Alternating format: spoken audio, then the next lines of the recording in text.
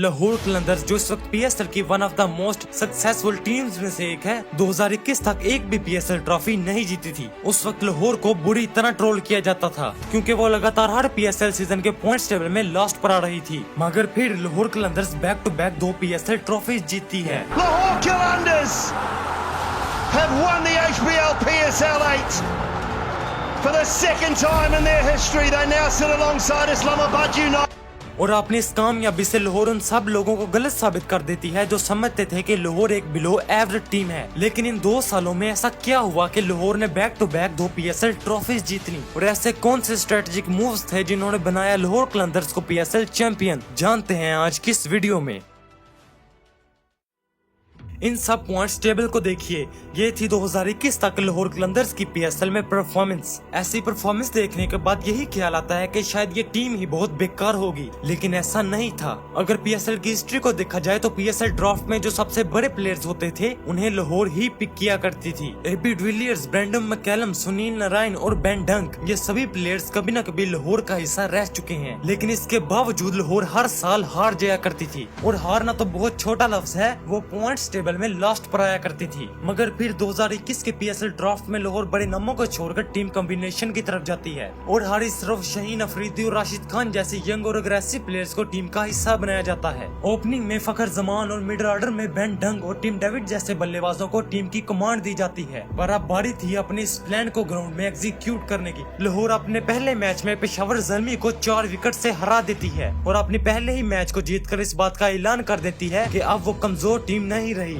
पर इस PSL season के एंड पर लाहौर पॉइंट्स टेबल में 5वें नंबर पर फिनिश करती है। लेकिन यहाँ पर एक ट्विस्ट था। लाहौर के इस पीएसएल में टोटल पॉइंट्स थे 10 और मुल्तान सुल्तान जिन्होंने पॉइंट्स टेबल में दूसरे नंबर पर फिनिश किया था उनके भी पॉइंट्स थे 10, जिसका मतलब अगर लाहौर अपने रन रेट को बेहतर कर लेती तो वो टॉप 2 में फिनिश कर सकती थी। और ये बात लाहौर की मैनेजमेंट को बखूबी पता थी। इसीलिए पीएसएल के अगले सीजन यानी 2022 में लाहौर अपने स्क्वाड में ज्यादा चेंजेस न करते हुए सिर्फ उन प्लेयर्स को चेंज करती है जिनको चेंज करने की जरूरत थी। इस सीजन में फिल सॉल्ट, हैरी ब्रूक और जमान खान जैसे यंग प्लेयर्स को टीम का हिस्सा बनाया जाता है, जिससे साफ नजर आ रहा था कि लाहौर अब अपनी स्ट्रेटेजी पूरी तरह से चेंज कर चुकी है। लेकिन क्या ये प्लेयर्स लाहौर को पीएसएल चैंपियन बना सकते थे? ये सवाल अभी भी कलंदर्स के फैंस के दिल में चल रहे थे, जिसका जवाब देने के लिए लाहौर अपना पहला मैच मुल्तान के खिलाफ खेलती है। इस मैच में पहले बैटिंग करते हुए लाहौर 206 जैसे डिफेंडेबल टोटल को बोर्ड पर लगा देती है। इस टोटल में फखर जमान ने 35 बॉल्स पर 76 रन करते हुए मैसिव कंट्रीब्यूट किया था। जहां फखर जमान के आउट होने के बाद लाहौर का मिडिल ऑर्डर थोड़ा डगमगाया था, पर नीचे से राशिद खान और डेविड विजे ने 9 बॉल्स पर 30 रन की पार्टनरशिप लगाते हुए सिचुएशन को पूरी तरह संभाल लिया था। इस टोटल के बोर्ड पर लगते ही सबको यकीन हो गया था कि ये मैच लाहौर ही जीतेगी, क्योंकि लाहौर के पास शाहीन अफरीदी, हारिस रऊफ, जमान खान और राशिद खान जैसा डेडली बॉलिंग कॉम्बिनेशन मौजूद था, जिसे पीएसएल की सबसे अच्छी बॉलिंग यूनिट कहा जा रहा था। मगर जब मुल्तान के ओपनर्स इस टारगेट को चेस करने आते हैं तो वो 150 रन की ओपनिंग पार्टनरशिप लगा देते हैं। मिडिल ओवर्स में लाहौर कमबैक करती है, लेकिन इन पर खुशदिल शाह 4 बॉल्स पर 18 रन करते हुए लाहौर के हाथों इस मैच को छीन लेते हैं। लाहौर कलंदर्स को इस पीएसएल में पॉजिटिव स्टार्ट तो नहीं मिलता, मगर वो अपने अगले ही मैच में पेशावर ज़ल्मी के खिलाफ पहले बैटिंग करते हुए पेशावर को 200 का टारगेट देती है और बॉलिंग में उन्हें सिर्फ 170 पर रोककर 29 रन से इस मैच को जीत लेती है। इस मैच में शाहीन अफरीदी ने सिर्फ 4.7 की इकोनॉमी के साथ 2 विकेट्स ली थी। इससे अगले ही मैच में लाहौर कलंदर इस्लामाबाद के अगेंस्ट पहले बैटिंग करती है, मगर इस दफा लाहौर सिर्फ 174 का टोटल ही बना पाती है और इस्लामाबाद जैसे स्ट्रॉन्ग बैटिंग लाइनअप के सामने ये रन्स बहुत कम लग रहे थे। पर लाहौर कलंदर्स काफी जान लगाती है और फाइनल इस्लामाबाद को सिर्फ 165 रन पर रोककर इस मैच को जीत लेती है। इस मैच का मेन क्रेडिट जाता है शाहीन अफरीदी और राशिद खान को, जिन्होंने सिर्फ 6 की इकोनॉमी के साथ रन देते हुए एक विकेट ली थी। मगर अब लाहौर का अगला मैच था क्वेटा के साथ। क्वेटा के खिलाफ भी लाहौर पहले बैटिंग करती है, जो कि इस पीएसएल में लगातार चौथी दफा था कि लाहौर पहले बैटिंग कर रही थी। क्वेटा के खिलाफ बैटिंग करते हुए फखर जमान 70 रन की एक शानदार इनिंग खेलते हैं और नीचे से हैरी ब्रूक और डेविड विजे की ऑलमोस्ट 250 की स्ट्राइक रेट के साथ बैटिंग की वजह से लाहौर 204 का टारगेट बोर्ड पर लगा देती है। मगर इस दफा फिर लाहौर की बॉलिंग 200 जैसे बड़े टोटल को डिफेंड करने में फेल हो जाती है और क्वेटा इस मैच को 7 विकेट से जीत जाती है। अभी तक लाहौर पिछले 4 मैचेस में से 2 दफा 200 प्लस के टारगेट को डिफेंड करने में फेल हो चुकी थी, जो कि एक नेगेटिव साइन था।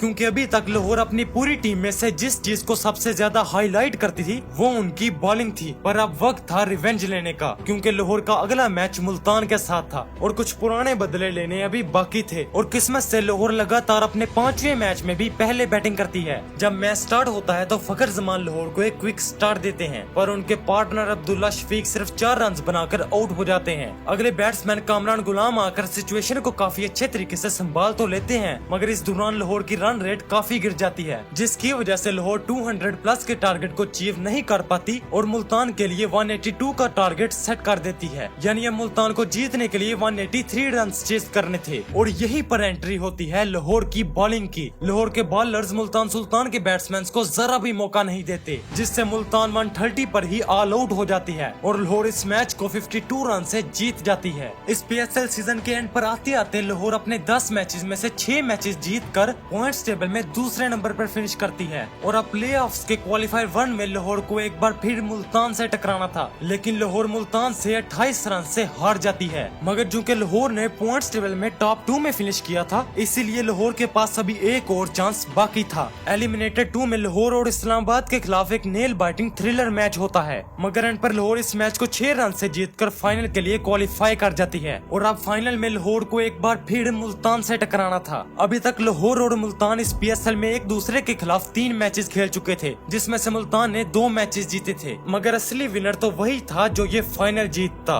मैच स्टार्ट होता है, लाहौर एक दफा फिर पहले बैटिंग करती है। मुल्तान के बॉलर्स ब्रिलियंट बॉलिंग करते हैं और लाहौर के सिर्फ 25 रन पर 3 आउट हो जाते हैं। और उसके बाद कामरान गुलाम की विकेट से लाहौर पूरी तरह बैक फुट पे आ जाती है। लेकिन यहाँ पर एंट्री होती है मोहम्मद हफीज और हैरी ब्रूक की। जहाँ सारा सीजन लाहौर के टॉप ऑर्डर ने रन्स किए थे, अब मिडिल ऑर्डर की बारी थी कि वो कुछ कर दिखाए, और ऐसा ही होता है। मोहम्मद हफीज और हैरी ब्रूक की स्ट्रॉन्ग पार्टनरशिप और बाद में डेविड विजय के 8 बॉल्स पर 28 रन की वजह से लाहौर 180 के टोटल तक पहुंच जाती है। दूसरी तरफ मुल्तान के बल्लेबाज भी मुल्तान को काफी अच्छा स्टार्ट देते हैं, लेकिन मोहम्मद हफीज एक मर्तबा फिर ऑलराउंड परफॉर्मेंस दिखाते हुए मोहम्मद रिजवान को बोल्ड कर देते हैं और उससे अगले ही ओवर में शान मसूद के रन आउट होने के बाद मुल्तान दोबारा उबर नहीं पाती और 138 पर ऑल आउट हो जाती है। और इस तरह जीतती है लाहौर अपनी पहली PSL ट्रॉफी। लाहौर इस PSL ट्रॉफी को जीतकर साबित कर चुकी थी कि वो किसी से कम नहीं, मगर अभी भी लाहौर के लिए PSL की सबसे कामयाब टीम बनना बाकी था। इसीलिए PSL के अगले सीजन में लाहौर एक मर्तबा फिर सेम टेक्निक के साथ आती है। PSL स्टार्ट होता है, मगर ये PSL वहीं से स्टार्ट होता है जहां पिछला PSL खत्म हुआ था, यानी लाहौर वर्सेस मुल्तान के मैच से। इस मैच में लाहौर पहले बैटिंग करते हुए 175 का टोटल बोर्ड पर लगा देती है, मगर इस दफा भी मुल्तान के ओपनर्स काफी अच्छी ओपनिंग पार्टनरशिप लगाते हैं। लेकिन बाद में लाहौर के बॉलर्स कम बैक करते हैं और लाहौर इस मैच को सिर्फ 1 रन से जीत जाती है।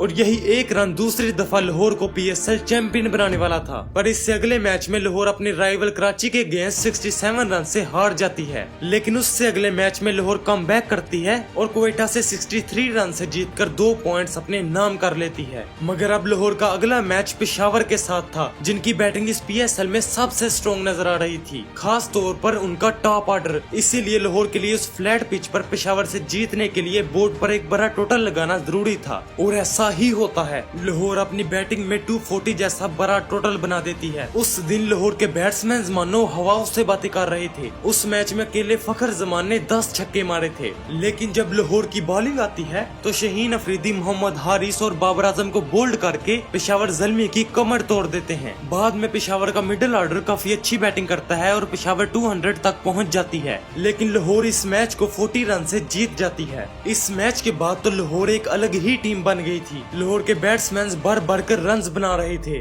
और लाहौर के बॉलर्स भी अपना जलवा दिखा रहे थे। ग्रुप स्टेज के मैचेस के एंड होने पर लाहौर ने अपने 10 मैचेस में से 7 मैचेस जीतकर पॉइंट्स टेबल में टॉप किया था। लेकिन यहीं पर आता है एक ट्विस्ट। पॉइंट्स टेबल में टॉप करने के बाद क्वालिफायर 1 में लाहौर का मैच मुल्तान के साथ था। मैच स्टार्ट होता है और फाइनली लाहौर की पहले बॉलिंग आती है। लाहौर के बॉलर्स मुल्तान को सिर्फ 160 पर ही रोक लेते हैं। ऐसा लग रहा था कि लाहौर इस टारगेट को बहुत आसानी से चेज कर लेगी, लेकिन हर चीज इतनी आसान कहाँ होती है। लाहौर की बैटिंग बुरी तरह से फ्लॉप होती है और लाहौर 76 रन पर ही ऑल आउट हो जाती है। और अब लाहौर के लिए फाइनल खेलने के लिए पेशावर से जीतना जरूरी था, और अगर लाहौर यहाँ हारी तो ट्रॉफी का सपना खत्म। इस दफा लाहौर फिर पहले बॉलिंग करती है और पेशावर को 176 के टोटल पर रोक लेती है और 19 ओवर में इस टारगेट को चेस करके फाइनल के लिए क्वालिफाई कर जाती है। लेकिन इसके बाद वो दिन भी आ जाता है जब लाहौर और मुल्तान ने अपनी दूसरी PSL ट्रॉफी के लिए एक दूसरे से टकराना था। मैच स्टार्ट होता है और